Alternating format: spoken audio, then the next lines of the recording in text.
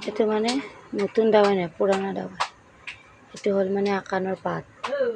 আকানৰ পাত তেলৰ লগত সেকি কেনে ভৰি ভাঙিলি, ভৰি দুখ পালি দিব পাৰি।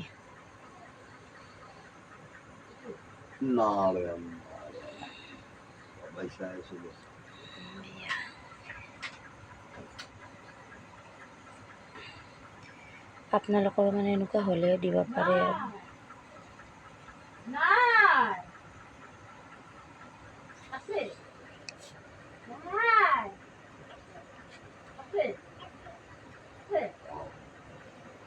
একদম লিখেছি এখান বেছিকে লগাই দিয়া